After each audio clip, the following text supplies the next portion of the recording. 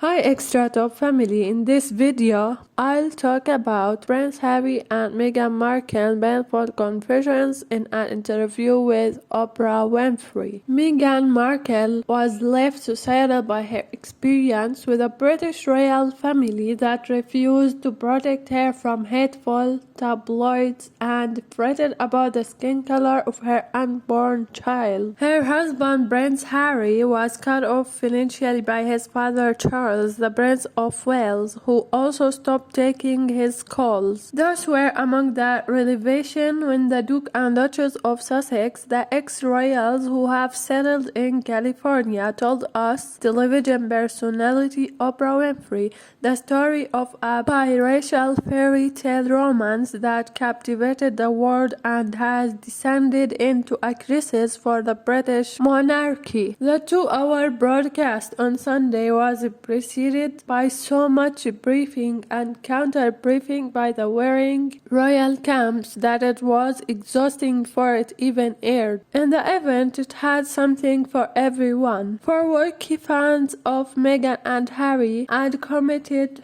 Republicans, there was new evidence of a cruel and archaic institution that tolerates racism. For traditionalists, there was the blazing spectacle of two privileged young people who quit work early and then complained about their family. For broadcasters, there was a rare event in the digital era capable of capturing a truly mass audience. And for those wary of pandemic-era lockdowns, there was the temporary distraction of watching another family's problems. The only clear loser was Britain's royal watching press. Its member would have sat astonished as Winfrey, one of the UK's most celebrated interviewers, unearthed enough gossipy nuggets in one session to sustain tabloids for a decade. Viewers learned that Markle is expecting a girl this summer, that she and Prince Harry married in secret 3 days before the royal wedding, that they were informed their son, Archie, would not have a royal title or official protection, and that they have adopted rescue chickens. "I just love rescuing," Markle said. The most gripping part of the interview was Markle's confession that the stress and isolation of her royal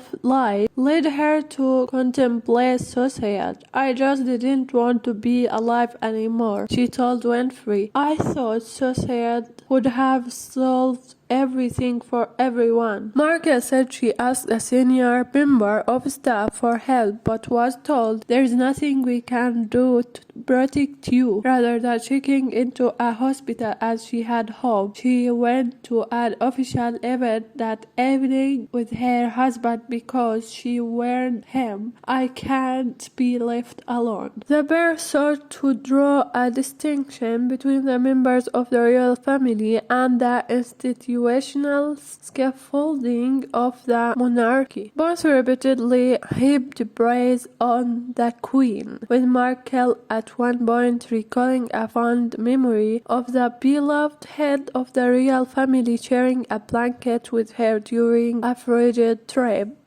"The Queen has always been wonderful to me," Markle said, but they were critical of the faceless functionaries who ran the firm, as the royal family is known, accusing the press of refusing to protect Markle, in particular from a venomous tabloid media that was determined to cast her as a villain. As an example, Meghan cited a sensational story that the demanding bride-to-be had brought sister-in-law Kate Middleton, the Duchess of Cambridge, to tears during a dress-fitting session. In fact, she said it was the other way round, but nobody from the palace would correct the record. "The narrative about making Kate cry was the beginning of a real character assassination," she said. The issue of race infused everything, with Markle eventually concluding, "I realized it was all happening crying just because I was breathing. Markle said that while she was pregnant, there were concerns and conversations about how dark his skin might be when he's born. Prince Harry saw their 2018 Australia visit as a turning point. Markle's charming performance, he argued, had reminded his family of another glamorous but troublesome young bride who shone on a similar tour down under in 1983, his mother Diana, Princess of Wales. That brought back memories, Harry said. Markle's biracial identity on social media had made their plight even worse, he argued. Prince Harry expressed hurt that his father had not done more to support him, but also a measure of sympathy for a man born into a form of gilded captivity. I'm actually aware of where my family stand and how scared they are of the tabloids turning on them, he explained. My father and my brother, they are trapped. They don't get to leave, he added. But Harry did. He and Meghan are now living in California, splendor down the road from Winfrey, straddling the worlds of British reality and American celebrity with their chickens. This year has been crazy for everybody, Prince Harry said. We did what we had to do. If you enjoyed this video and want to hear from me again, be sure to hit that subscribe button before you go.